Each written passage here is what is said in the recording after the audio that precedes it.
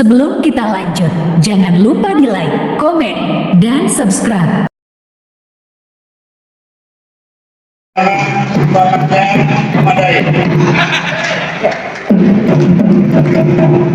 Ketua Panitia Penyelenggara Rakornas, Saudara Henry Sitanggang, beserta seluruh jajaran panitia, para tamu undangan, hadirin yang saya banggakan.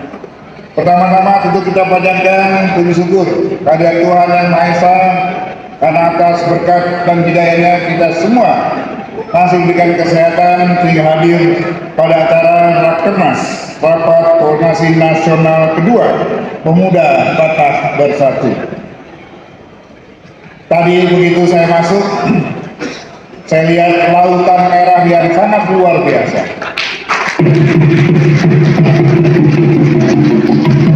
Tapi saya bersyukur drumnya masih warna kuning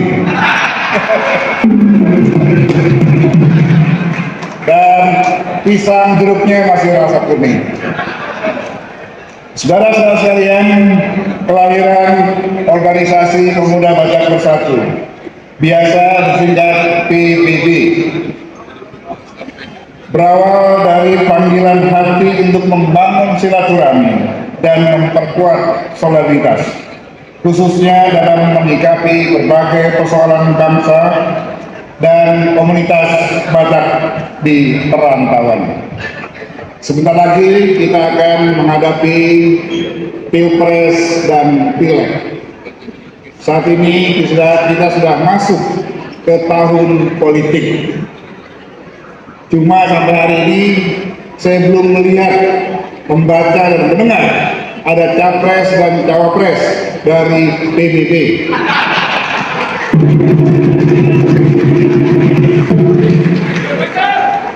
Saya hanya baru mendengar dan menonton tadi malam.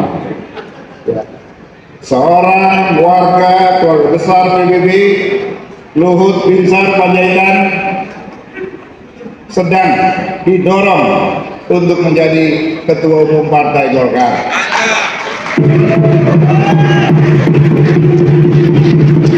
Ya, saya tidak tahu apakah beliau bersedia, tapi banyak kader-kader Golkar berharap beliau dapat saat ini, nanti, atau 2024 mampu membesarkan Partai Golkar. Kalau merah sudah belum besar-besar.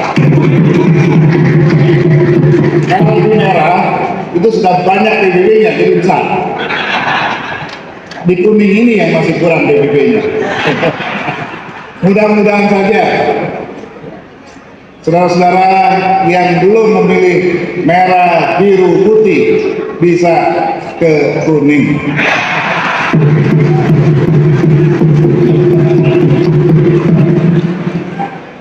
Saya senang juga di jaket walaupun dominan merah, tapi tulisannya warna kuning. Tulisan PBB-nya warna kuning.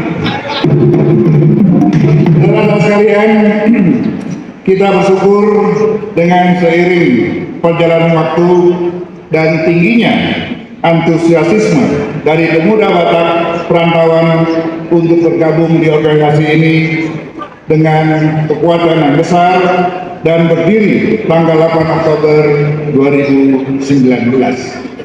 Walaupun baru sumur jagung dan masih balita, tapi saya yakin dan percaya saudara-saudara akan mampu mewarnai perpolitikan dan kehidupan sosial masyarakat kita sesuai dengan tema kita, menjaga perdamaian, menjaga keteduhan, suasana politik kapanpun dan dimanapun. Sebentar lagi kita akan Pilpres dan Pileg. Harapan saya, saudara-saudara, jangan mudah diadu domba. Pasti di antara kita ini ada yang ke kanan, ada yang ke kiri, ada yang ke depan, ada yang ke belakang, ada yang ke bawah, ada yang ke atas. Ya. Ada capres, cawapres A, B, dan C. Itu hanyalah soal pilihan. Itu hanyalah soal siapa di antara capres cawapres ini yang terbaik di antara yang baik untuk memimpin kita secara bergiliran. Setiap 5 tahun kita evaluasi, kalau bagus kita pilih kembali, kalau jelek kita tinggalkan, pilih yang baru. Jadi jangan terpancing di antara kita saling bentrok, saling ribut, saling bermusuhan.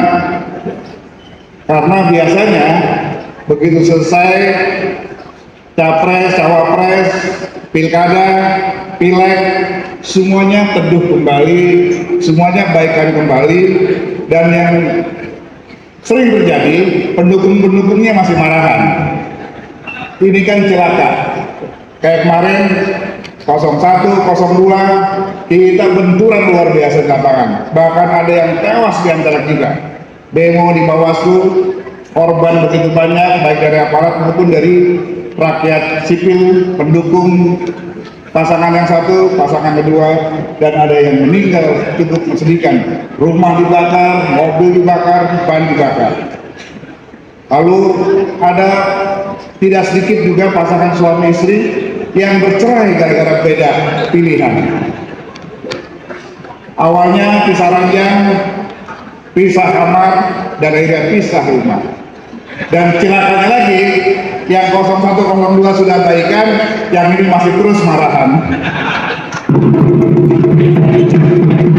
Jadi pesan saya, kalau kita mendukung seseorang, baik Ganjar, baik Prabowo, baik Anies, baik Erlangga, baik Caimin, ya kita dukunglah. Sebagai kita pendukungnya, kita pujilah mereka setinggi langit. Tapi ingat, jangan kita jelek-jelekan lawan kita atau bukan yang kita jagokan, karena dia juga adalah anak bangsa kita.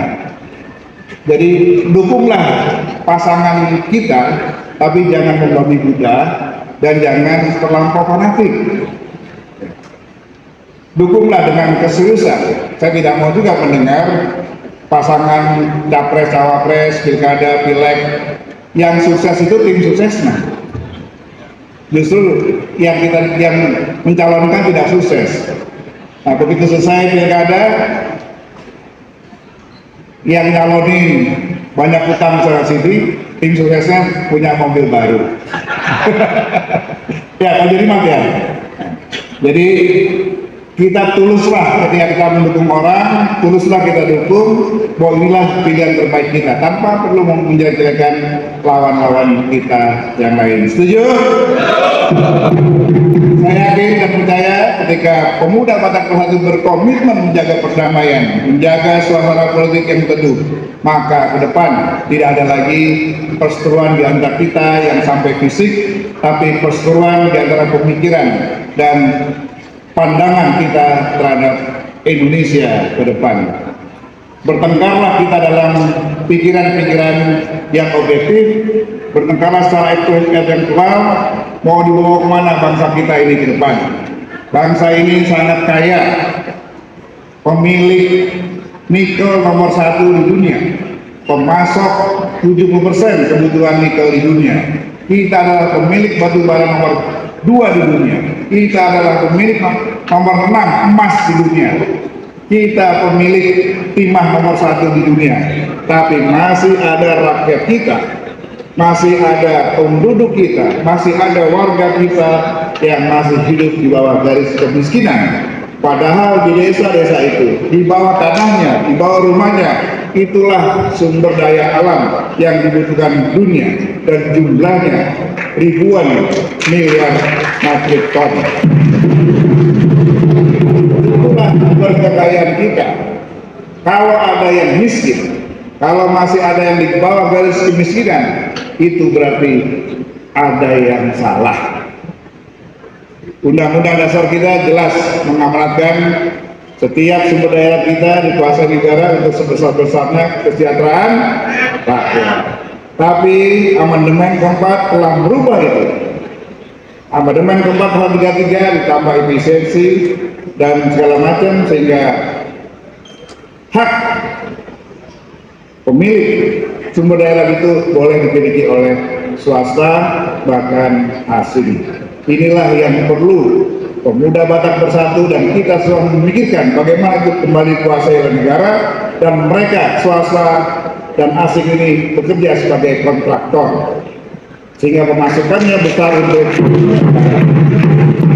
itulah kira-kira perjuangan kita ke depan bagaimana dengan sumber daya alam yang luar biasa ini kita mampu mensejahterakan 276 juta rakyat kita agar dapat pendidikan yang layak, dapat kehidupan ekonomi yang layak, dapat perumahan yang layak, dapat kesehatan yang layak. Itulah tugas-tugas kita ke depan.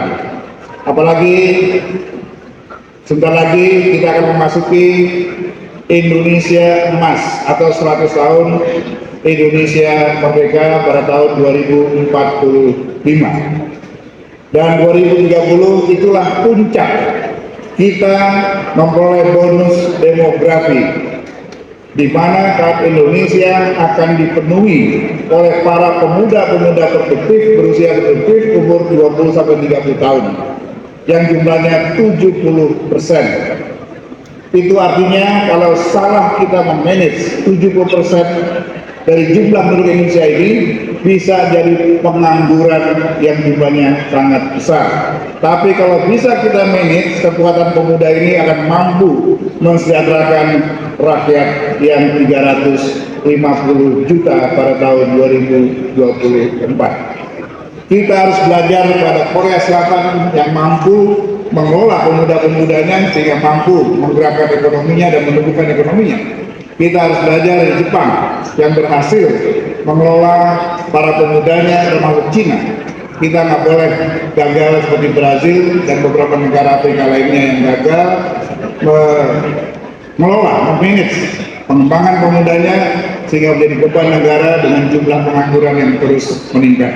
Demikian Bapak Ibu sekalian, saya yakin dan percaya dengan konsep Marsia Dapari yang dari perspektif ekologi, yaitu saling menjemput hari. Saya yakin dan percaya konsep Marsia Dapari yang dianut oleh PBB ini, yaitu saling menjemput hari, dapat kita wujudkan bersama dengan nilai keberagaman peragaman yang sudah ditanamkan oleh pendiri bangsa kita Bung Karno terhadap bangsa ini. Sekian, terima kasih, selamat Rakernas. Di bumi, saudara-saudara sekalian, tersimpan harta karun yang luar biasa. Di laut tersimpan harta karun kalian yang luar biasa. Kalau masih ada rakyat yang di sini depan, itu adalah bukan pinternya mereka, tapi bodohnya kita. Kalau ada sumber daya alamnya dikeruk, digarap, dan dibawa ke luar negeri, itu bukan karena pinternya mereka, tapi itu karena bodohnya kita tidak mampu mengolah sumber daya alam milik kita dengan baik. Sekian, terima kasih. Assalamualaikum warahmatullahi